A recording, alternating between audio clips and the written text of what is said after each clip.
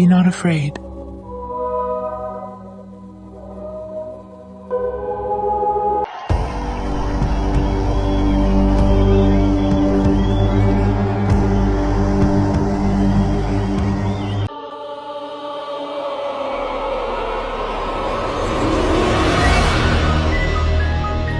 Hail, Lucifer, Amen, Satanás! Hail, Lucifer, Amen!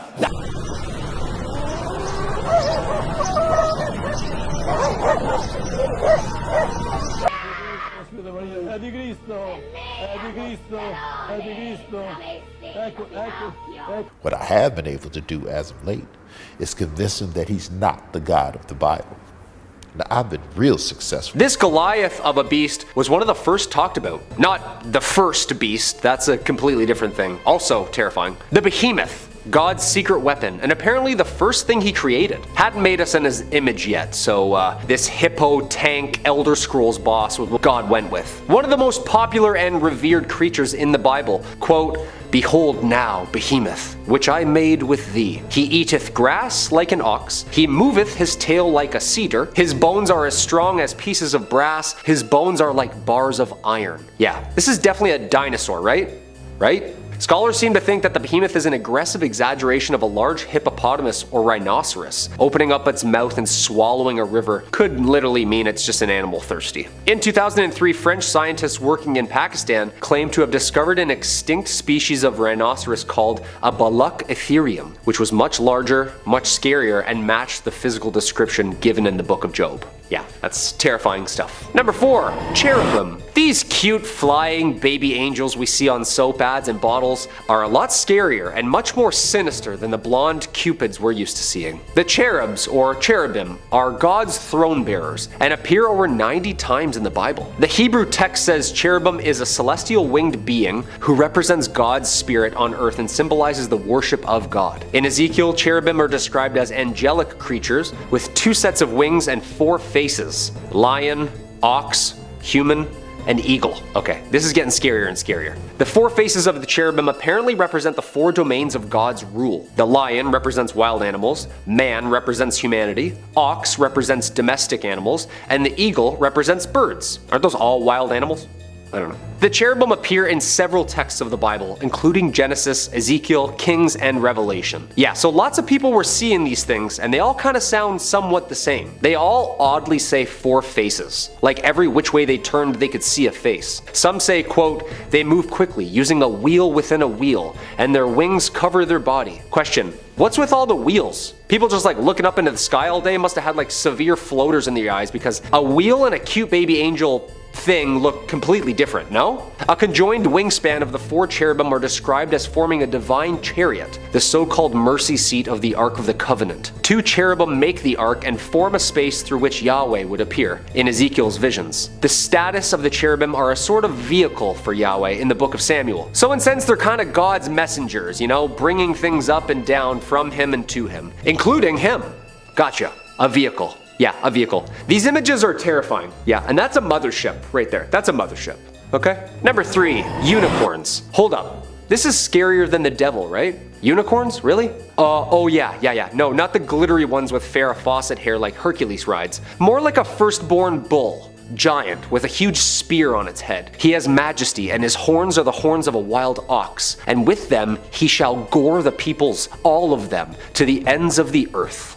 Okay, yeah, that's really aggressive. I guess unicorns were a little bit scarier in the Bible, huh? A couple times these things are brought up too. It seems like a lot of people were seeing these. Yeah, I'd say a hunk in a suit on a television series is much less scary than a monster horse goring you to death. A ram is mentioned 9 times in the Hebrew Bible. It's been translated to unicorn in the King James Version, and some translations as oryx, which was seen as a wild ox or rhinoceros. Quote, "And the unicorn shall come down with them, and the bullocks with the bulls, and their land shall be soaked with blood, and their dust made fat with fatness." Yeah, harsh. I mean, rhinos and other single-horned animals do this.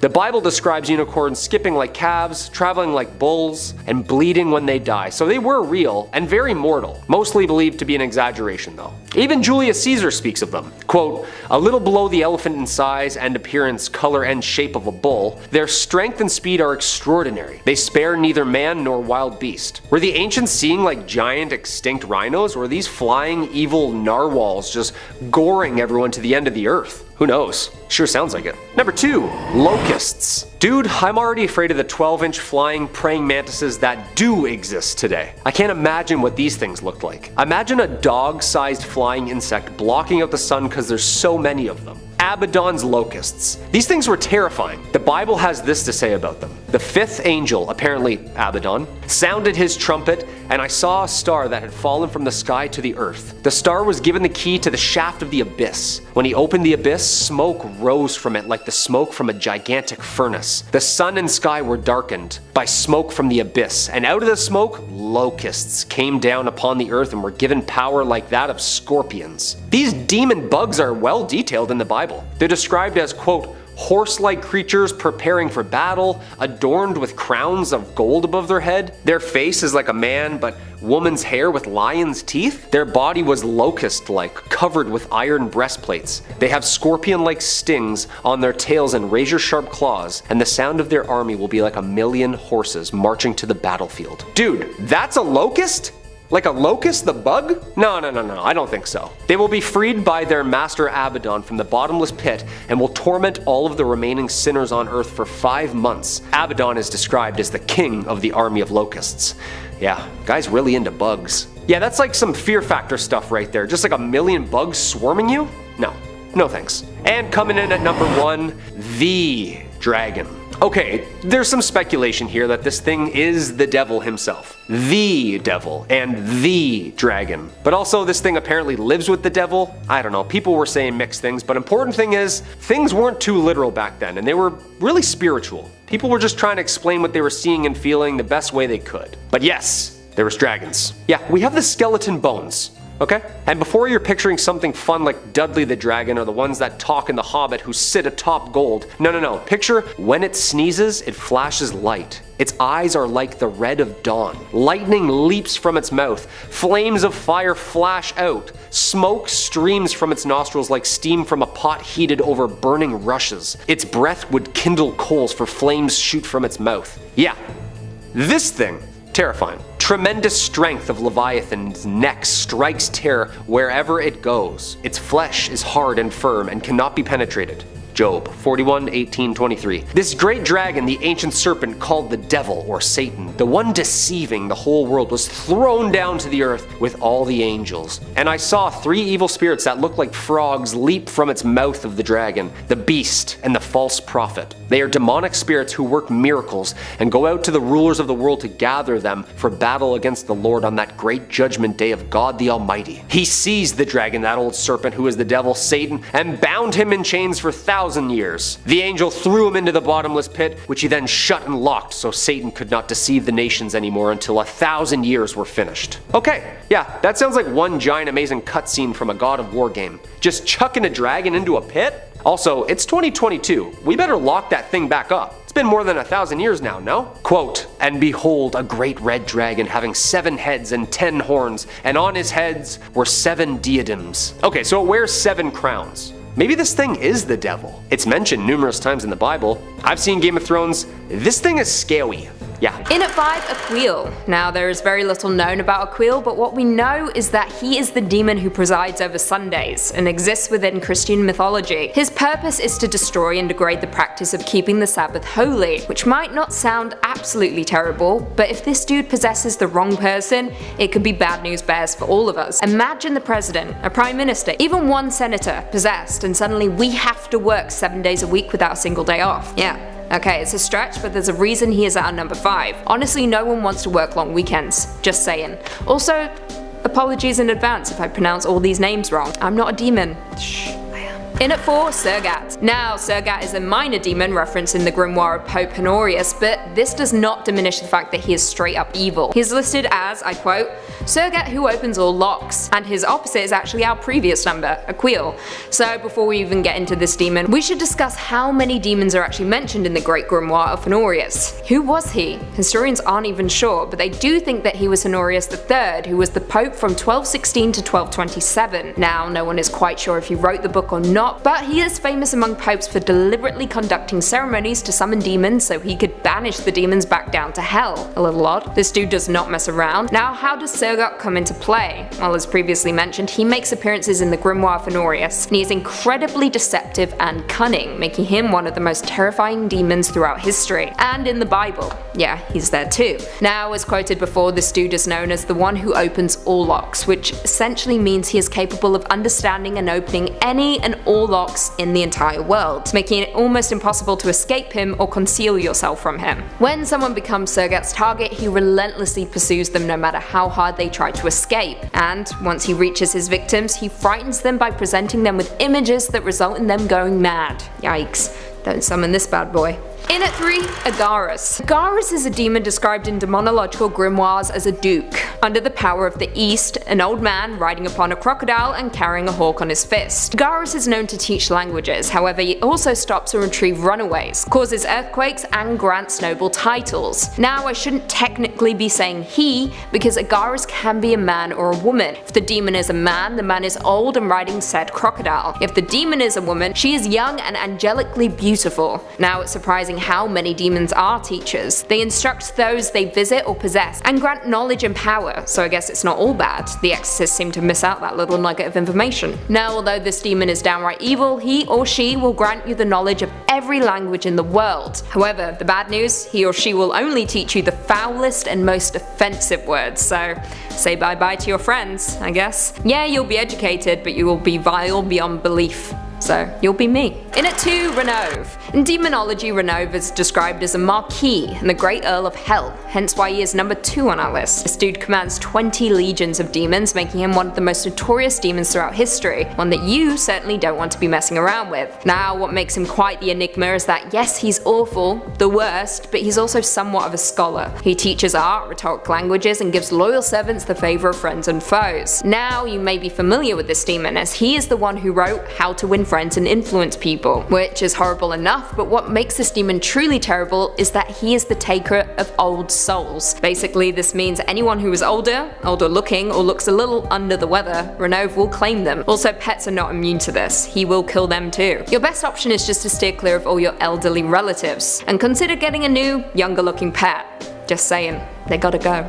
And finally, coming in at number 1, Baphomet. This name may ring a bell for you, and that's because Baphomet is a deity that the Knights Templar were falsely accused of worshipping, following which time it was subsequently incorporated into occult and mystical traditions throughout history. It first appeared in trial transcripts for the Inquisition of the Knights Templar beginning in 1307, which resulted in it being popularized in the English language in the 19th century during debate and speculation on the reasons for the suppression of the Templars. The appearance of Baphomet is that of a goat, an image drawn by Eliphas Levi, which contains binary elements representing the sum total of the universe. More interesting still, this picture of Baphomet is often used as a stand-in for Satan by Satanists and Christians alike. Now, it is a highly debated topic about whether this demon was truly good or bad, but if we look to historical accounts, Baphomet comes from a letter written by a French crusader in 1098. He describes the crusaders' enemies in the Holy Land, I quote, calling upon Baphomet prior to battle. Baphomet refers to Muhammad, the prophet. European Christian dogma viewed the worship of Muhammad as idolatry, which was harnessed by a medieval European ruler in the form of a witch hunt targeting his political opponents. Coming in number 5, we've got trumpeting angels. Now, don't get me wrong, I love a good trumpet solo. It's a beautiful instrument with so much room for expression and range. However, these angels aren't likely looking to play some blues scales, nor are they going to run through a sorrowful ballad. They're playing these trumpets as a way to kick off the horrifying festivities of the end of the world. The 7 trumpets shall be played by 7 angels, each of which marks the beginning of something terrible. This all happens after humanity has already been reduced to tatters and folks are living in caves, so hot start. But it does get hotter, because the trumpets are supposed to raise hell. Let's run through all 7 and see how we feel. The first trumpet rings out loud and clear, summoning a storm of hellfire. Hail, fire, and boiling blood will rain from the skies upon those still present on earth. This is so spicy hot that all the grass and trees still standing will be burned down to nothing. Anyone outside of their cave dwelling will be cooked too. Now, you might be thinking that the sea is a good, safe place during all of this, but not so, as the second trumpet begins the process of breaking down a burning mountain and setting all the pieces into water, reducing the wildlife to blood and destroying any human-made vessels. Trumpet number 3 fells a star named Wormwood, sending it careening down to Earth. When it touches down, it poisons a portion of all the waters on Earth, whether they be rivers, lakes, oceans, or streams. There are stark few comforts left at this point, but things can get worse. All of the light from the sun and stars disappears at the sound of the fourth trumpet, which can't be very well received by the folks still surviving. After darkness reigns, an eagle will swoop down and warn folks of the next trumpets and their consequences. Number 5 brings about another fallen star, this one carrying a plague of locusts that are meant to torment any non-believers. Now here's where things get really dire. Trumpet 6 unleashes 4 very special, very violent angels. This fearsome foursome will send 200 million horsemen down to Earth to cut through a third of humanity using fire, smoke, and sulfur. Holy smoke, they're not messing around. Worse yet, their horses barely resemble anything equine. They're chimeric abominations with heads of lions, snake-like tails, and horrible breath. Lastly, number 7 kicks off a brand new set of tortures for those who remain on Earth, led by another set of awful angels. Let's talk about that in the next entry. Coming in number 4, we've got the 7 bowls. The trumpets were just a warning, a sign of things to come. And while the angels who played these deadly instruments are bad, the angels in charge of these heavenly bowls are so much worse. Plus, they look like they're bringing down holy offerings, which gives folks false hope before realizing what's actually going on. So 7 angels take up 7 bowls or vials or whatever vessel you can imagine and bring the contents down to Earth. They then begin pouring whatever's inside down upon the ground, and then things go really sour. Inside these bowls resides pain and torture, plague and disease. Anyone who made it through the trumpeting will then be annihilated without remorse. Folks develop oozing sores, rivers are filled with blood, people literally combust on the spot. It's all very wild. And the fun doesn't stop there either. As plagues spread through the world and those who have sinned suffer lifetimes of pain, even more madness is poured by these bowl-bringing angels. After the Euphrates River dries up, battles between kings of the world will begin and more lives will be lost. And to top everything off, the bowls bring about the most powerful and destructive earthquake that mankind will ever see. No disaster to date will compare to the chaos whipped up by this massive quake, leveling entire cities in seconds, opening up enormous chasms in the earth, and generally making it really hard to have a good time. Damn. So what at first appears to be a reward for surviving the trumpeteers actually becomes an ever greater punishment. These angels literally split the world apart with the quake after implementing all sorts of legendary suffering.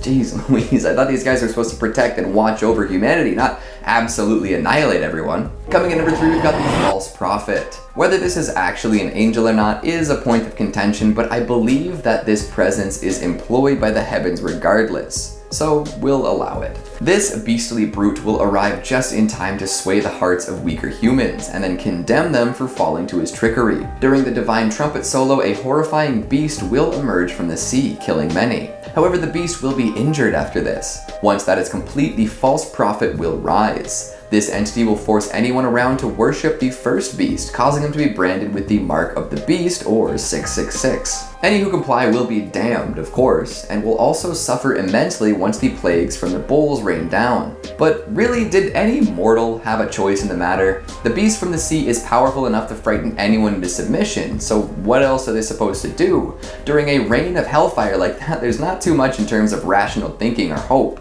I suppose it's a test to see if those who are truly devoted to God are ready to simply die with the knowledge that they'll be saved. But still, that is a hardcore trust test. Coming in number 2, we've got the Babylon. Another questionably angelic figure, but one who appears nonetheless. As chaos reigns around the world, the whore of Babylon will descend upon humanity riding a beast with 7 heads and 10 horns. She will be drunk on the blood of martyrs and saints and looking for a good time. And by good time, I do mean blood. This is interesting, as this particular figure seems to be representative of a political movement at the time. Scholars often accept her as a symbol for Rome, with 7 heads representing the 7 hills of Rome and the 10 horns standing in for the 10 emperors who seem to be pushing for a less Christian world. So even if this promiscuous beast rider wasn't an angel from heaven herself, she represented something that God would have abhorred. And in being a symbol to rally against and hate, this Babylonian beauty probably steered folks back in the direction those at the church appreciated. Interesting, right? And finally, at number 1, we've got Abaddon, God's chosen angel of death, the supposed location of the lake of fire, and a legendary name overall. This figure is said to have released the locusts mentioned earlier. A swarm of locusts probably isn't that bad in the grand scheme of things. They can block out the sun and eat all your crops, but that is a minor setback. However, Abaddon's locusts, that's a whole other story. These hellish insects are ready to go to war. They're said to appear as war horses with human heads and thorny crowns. With long flowing hair and teeth as sharp and strong as a lion's, they're instructed to torture anyone without the sign of God on their forehead for 5 long months. It seems a little excessive, but here we are. This is an angel who's all about cleansing the world of impure people through death, and the fact that he also commands these hordes of nightmare bugs only serves to intensify his wicked reputation. If there's an angel better known for cruelty and unforgivingness, let me know. But for now, we'll let Abaddon top the list. I hear there's a hotel somewhere that shares his name. I wonder what it's like. Number 5, Nephilim. This one I can get behind for sure. How the pyramids were built still baffles me, and reading all about these things at least makes my brain relax for a second. The giants, the talls, the long neck people, the Nephilim. Again, never been a Bible guy myself, so no judgment if you say all this happened, but I'm just catching up on all this stuff. But in short, the Nephilim were like the offspring of angels and human women, according to Genesis 6:1-4 and Jude. The Nephilim are also mentioned in Numbers 13:33, but it is likely that by this time in Israel's history, Nephilim was used as a term for a tall, intimidating peoples. It's plausible that the Nephilim were both half angels and half giants, making them absolutely huge and absolutely super strong. The Nephilim were the children of the sons of gods and daughters of men, and Christian scholars have theorized that the sons of gods were actually these demonic fallen angels who reproduced with women. Being the offspring of partial angelic heredity, the Nephilim were considered mighty men who are of old the men of renown. The ancients. These people were huge, claiming that they were like 5 times the size of an average man. In the Hebrew Bible, a group of mysterious beings or people of unusually large size and length who lived both before and after the flood were called Nephilimus, sometimes translated to giants. Even the fallen ones, from the Hebrew nephil, meaning to fall. Seems like these people were writing about similar stuff, huh?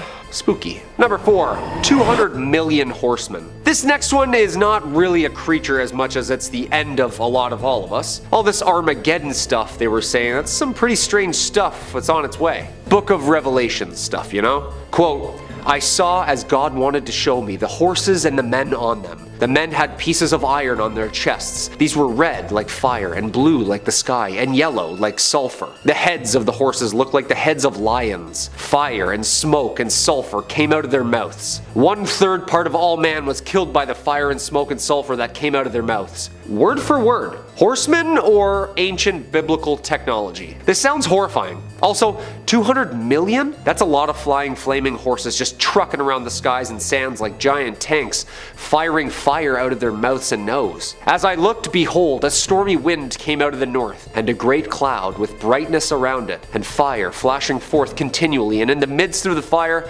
as it were gleaming metal. And from the midst of all this came likeness of 4 living creatures, and this was their appearance. They had a human likeness.